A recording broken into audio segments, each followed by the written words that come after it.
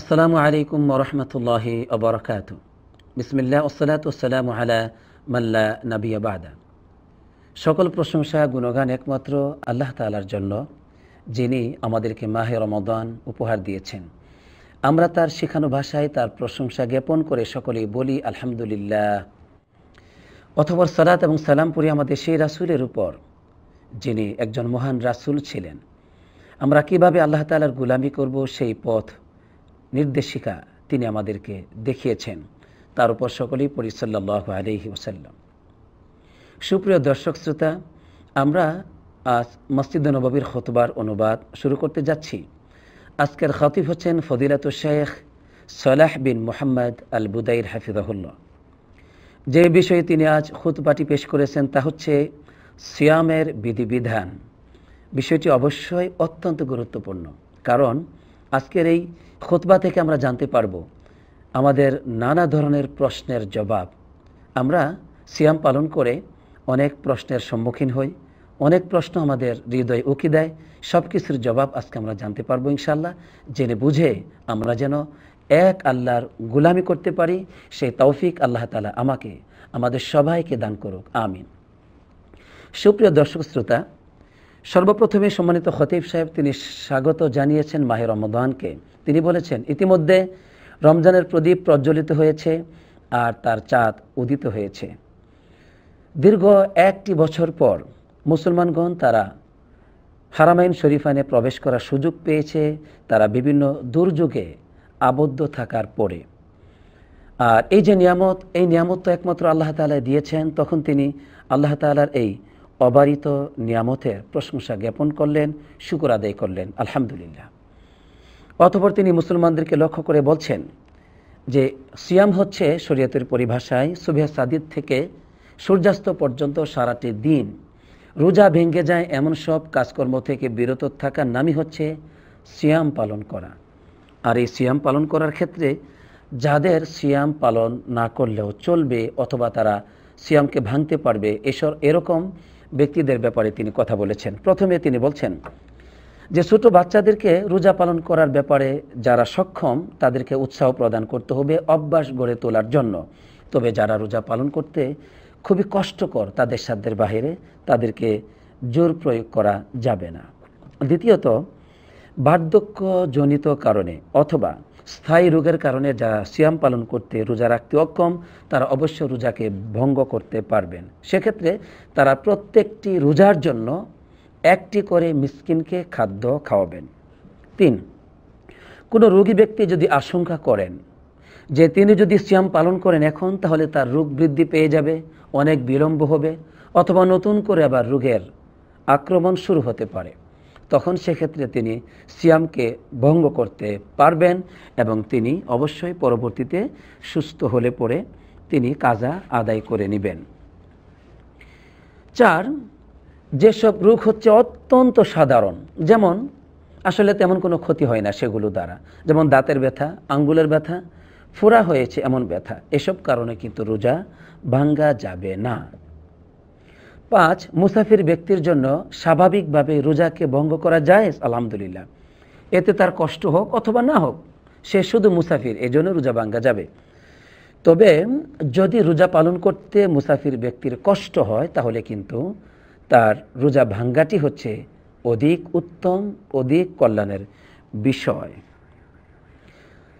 6, গর্ভবতী নারী এবং দুগ্ধ দানকারী নারীগণ তারা যদি রোজা রাখলে পরে নিজেদের উপর আশঙ্কা করেন ক্ষতির, তাহলে তারা সেক্ষেত্রে সিয়ামকে ভঙ্গ করতে পারবেন। পরবর্তীতে তাদের শুধু কাজা আদায় করলেই চলবে, কোনো মিসকিন খাওয়াতে হবে না। 7 নম্বর, গর্ভবতী নারী অথবা যে সমস্ত মা তাদের বাচ্চাদেরকে দুধ পান করান, এই সমস্ত নারীগণ যদি তারা সন্তানদের ক্ষেত্রে ভয় করেন যে আমরা যদি রোজা পালন করি তাহলে সন্তানদের ক্ষতি হতে পারে, সেক্ষেত্রে তারা রোজাকে ভাঙতে পারবেন এবং তারা অবশ্যই তো কাজা করবেন। সেক্ষেত্রে একটু বৃদ্ধি বিধান, সেটা হচ্ছে ইবনে আব্বাস রাদিয়াল্লাহু তাআলা আনহু বলেছেন, ও আতআমাতা, ওই সমস্ত নারীদেরকে অবশ্যই মিসকিনকে খাদ্য খাওয়াতে হবে। অর্থাৎ ওই পুরো যতগুলো রোজা আপনি ভঙ্গ করবেন ততগুলো রোজার জন্য একজন করে মিসকিনকে খাদ্য খাওয়াতে হবে। এভাবেই তিনি শেষ করলেন, যাদের জন্য সিয়াম পালন না করলেও চলবে, ভাঙতে পারবে এবং তাদের কাজা করতে হবে, এই ব্যাপারটি এখানে সমাপ্তি ঘটিয়েছেন। তবে আরেকটি কথা বলেছেন, যদি তাদের অবস্থাই হয় ওই নারীদের এবং ওই সমস্ত মাদের যে তারা দারিদ্রতার কারণে মিসকিনদেরকে তারা খাদ্য দিতে পারবেন না, তাহলে কোনো অসুবিধা নেই, মিসকিনদেরকে খাদ্য দেওয়া লাগবে না, আলহামদুলিল্লাহ। এবার আসুন, সম্মানিত খতিব সাহেব তিনি কি করলে পরে রোজা ভেঙে যাবে, রোজা আর থাকবেই না, বিনষ্ট হয়ে যাবে, এই ব্যাপারে তিনি কথা বলেছেন। 1 নম্বর, পানাহার করলে রোজা ভেঙে যায়, অথবা পানাহারের কাজ করে এমন কিছু যদি গ্রহণ করা হয়, সেটা যে কোনো বস্তু হতে পারে, রোজা ভেঙে যাবে। এক্ষেত্রে ব্যক্তির যদি ইচ্ছা থাকে এবং স্মরণ থাকে, এগুলো গ্রহণ করার ক্ষেত্রে অবশ্যই তার রোজা নষ্ট হয়ে যাবে। দাঁতে আটকে থাকা খাদ্যকণা যদি দাঁতে লেগে থাকে, এরপর সেটা যদি আমরা গিলে ফেলি, অবশ্যই রোজা ভেঙে যাবে। কিন্তু থুতু এবং লালা যেগুলো আমাদের মুখ থেকে নির্গত হয়, এই থুতু এবং লালা মুখে আসার পরে সেটাকে মুখে যদি কিছুক্ষণ রেখে দেওয়ার পরেও আমরা গিলে ফেলি, তবে রোজা ভাঙবে না, কারণ এগুলো আসলেই এমনিতে আসে আর এমনিতে আমরা গিলে ফেলি, এজন্য রোজার কোনো ক্ষতি হবে না।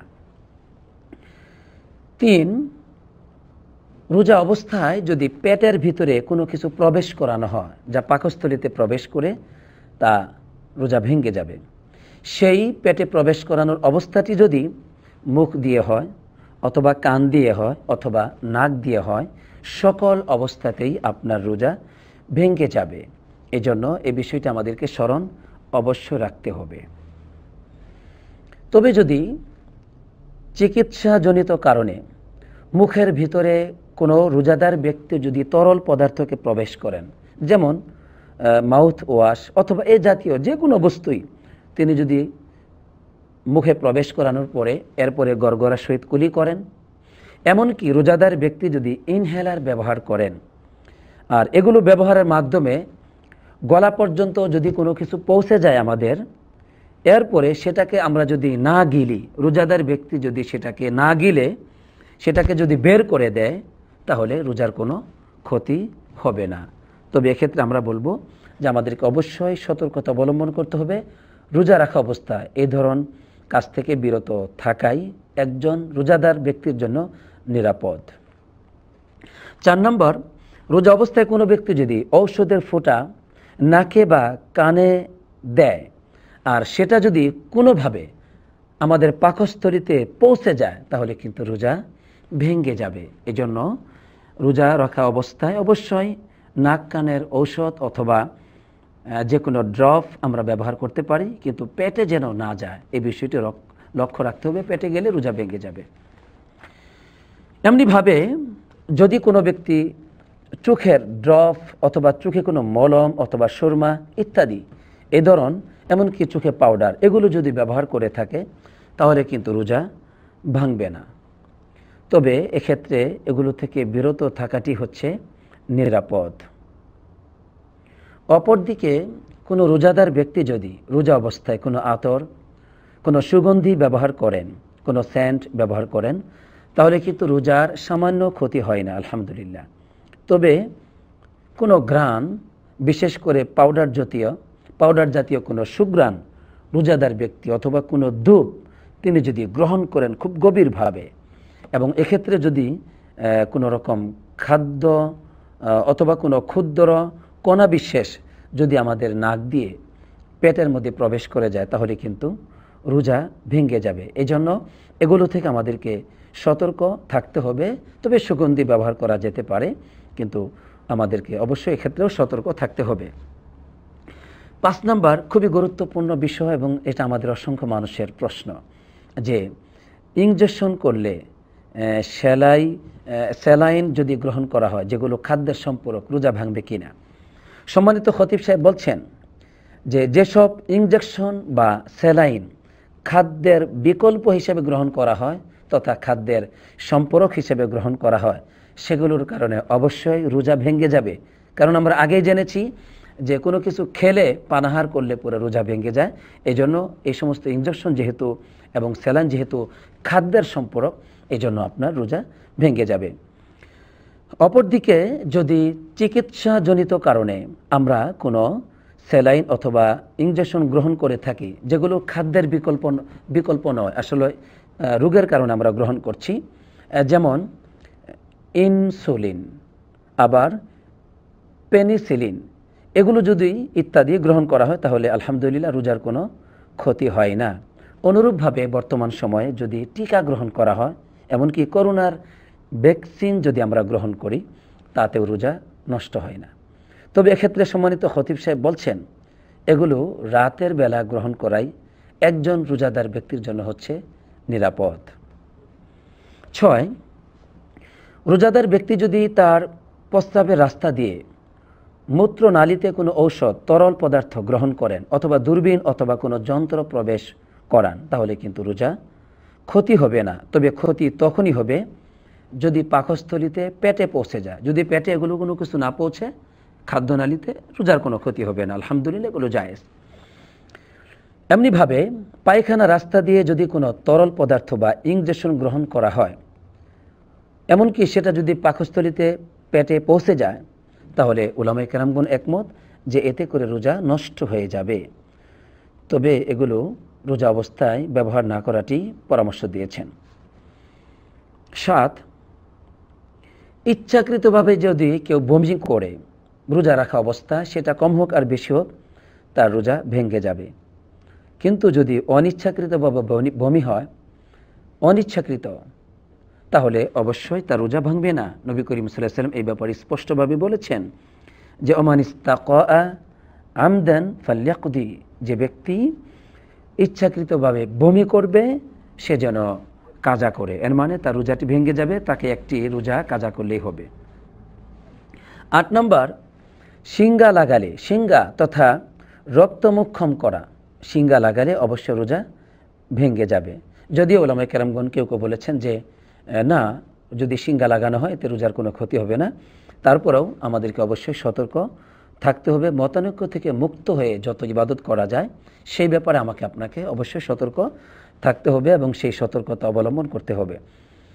9 নম্বর, ডায়ালাইসিস করার মাধ্যমে রোজা ভেঙে যায়, অর্থাৎ নিজের শরীরের রক্ত যদি বা কোনো রোজাদার ব্যক্তির রক্ত বাহিরে বের করার পর সেই রক্ততে রাসায়নিক কোনো পদার্থ, খাদ্যদ্রব্য যেমন সুগার বা সল্ট, এ জাতীয় পদার্থ মিশ্রণ করার পর আবার শরীরে সেটাকে প্রবেশ করানোর মাধ্যমে রোজা ভেঙে যায়।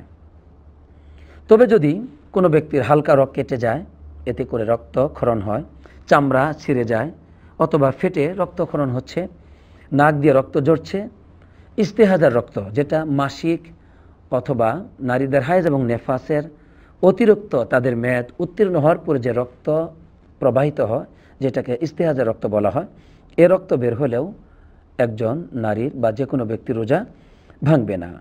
তাহলে আমি আবার বলছি, রক্ত কেটে গেলে অথবা চামড়া ছিঁড়ে গেলে অথবা রক্তক্ষরণ হয় যদি শরীরের কোনো কিছু ফেটে গিয়ে নাক দিয়ে রক্ত জোরে ইস্তেহাদার রক্ত এগুলো হয়, তাহলে এতে করে কোনো রোজার ক্ষতি হয় না, রোজা ভাঙবে না, আলহামদুলিল্লাহ।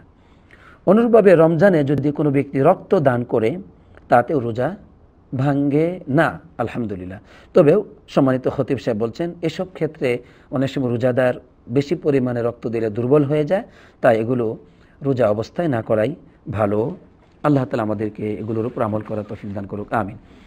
10 নম্বর, বীর্যপাত ঘটলে পরে ইচ্ছাকৃতভাবে রোজা ভেঙে যায়, তার মানে স্বপ্নে দোষের মাধ্যমে নয়।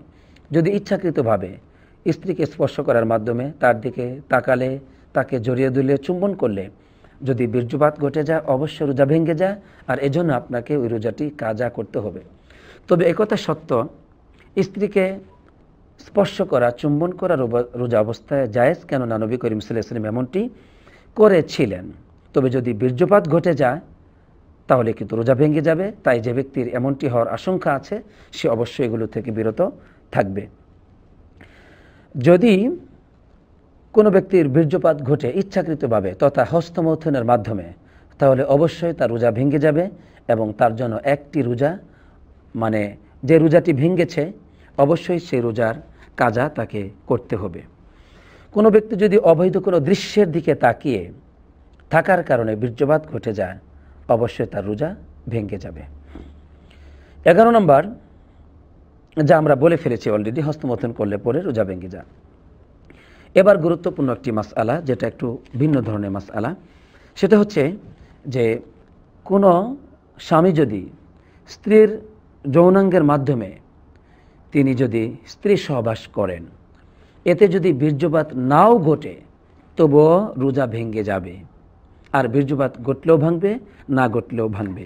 এক্ষেত্রে শরীয়ী বিধান একটু ভিন্ন ধরনের। সেটা হচ্ছে যে তাকে তো অবশ্যই কাজা করতে হবে, যে রোজাটি তিনি ভেঙেছেন সে একটা কাজা করবেন, সেই সাথে তাকে কাফফারা দেওয়া লাগবে। কাফফারাটা কি? 3টি অবস্থার একটি অবস্থা। 1 নম্বর, তাকে একটি গোলাম আজাদ করতে হবে। যদি সম্ভব না হয় তাহলে তাকে 2 মাস একাধারে ধারাবাহিকভাবে তাকে সিয়াম পালন করতে হবে। 3 নম্বর, এটা যদি সম্ভব না হয় তাহলে তাকে 60টি মিসকিন খাওয়াতে হবে। এই হলো 3টির একটি পদ্ধতিতে একজন ব্যক্তিকে অবশ্যই, তিনি যদি স্ত্রী সহবাস করার মাধ্যমে রোজাকে ভেঙে থাকেন তাহলে তার জন্য এই বিধান। অপরদিকে যদি স্ত্রীর ক্ষেত্রে এমন হয় যে স্ত্রী যদি সম্মতি দিয়ে থাকেন, তার যদি সম্মতি থাকে তাহলে তাকে শুধুমাত্র কাজা করলেই চলবে, এক্ষেত্রে তাকে কাফারা দেওয়া লাগবে না, এটাই উলামায়ে কেরামগণ বলেছেন। 13 নম্বর গেল। এবার 14 নম্বর, হায়েজ এবং নেফাসের রক্ত যদি শুরু হয় দিনের বেলা তাহলে আপনার রোজা ভেঙে যাবে। আর হায়েজ অবস্থায় যে সমস্ত রোজাগুলো আপনি পালন করতে পারছেন না সেগুলো পরবর্তীতে আপনি করে নেবেন। অনুরূপভাবে যদি কোনো নারীর রাত্রিবেলা হায়েজ বা নেফাস থেকে তিনি মুক্ত হয়ে যান, এমনকি সেহরির সময় হয়ে যায়, তিনি গোসল করতে পারেননি, তাহলে তিনি আগে সেহরি গ্রহণ করবেন, এরপরে তিনি গোসল করে নামাজ পড়বেন এবং রোজা পালন করবেন। তার রোজা রাখাটি শুদ্ধ হবে। তিনি গোসলে কিছুটা বিলম্ব করেছেন, এজন্য কিন্তু তিনি রোজা রাখবেন না অথবা তার রোজাটি হবে না, বিষয়টি এমনটি নয়। 15 নম্বর, এটি হচ্ছে 15 নম্বর, যে রোজা যদি রাত্রিবেলা তার ব্লিডিং বন্ধ হয়ে যায় এবং তিনি যদি পরবর্তীতে গোসল করে রোজা রাখেন তাহলে তার রোজাটি বৈধ হবে।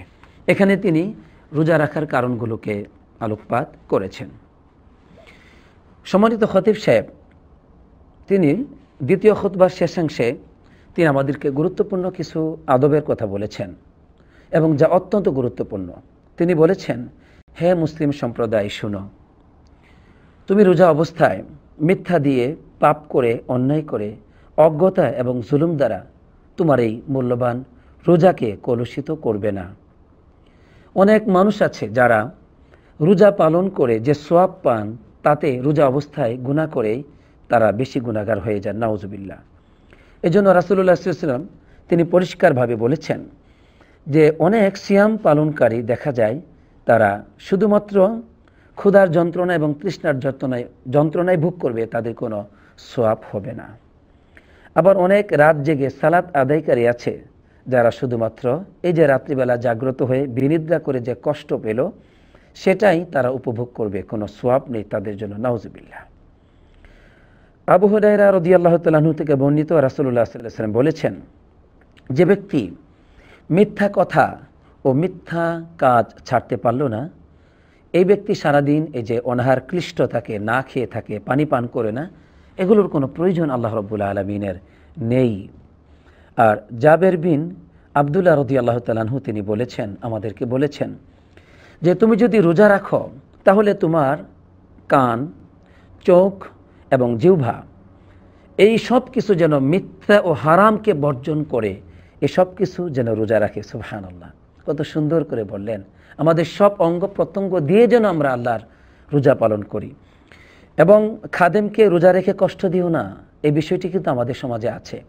আমরা নিজেরা রোজা রাখি, খাদেমও রোজা রাখে, কিন্তু খাদেমকে দিয়ে সারাদিন কষ্ট করাই এবং তাকে অকথ্য ভাষায় গালিগালাজ করি। তাই বললেন যে খাদেমকে কষ্ট দিও না রোজা অবস্থায়, রোজার দিনে তোমরা শান্ত ভাব এবং নম্র ভাব অনুযায়ী জীবনযাপন করবে, শান্ত থাকবে।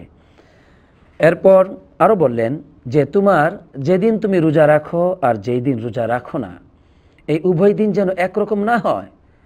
যেদিন আমরা রোজা রাখবো সেদিন যেন আমরা আল্লাহ তাআলাকে ভয় করতে পারি, শ্রদ্ধা করতে পারি, আল্লাহর ভয়ে বিনয়ী হয়ে আমরা যেন ভদ্র মানুষ হতে পারি, সুন্দর মানুষ হতে পারি।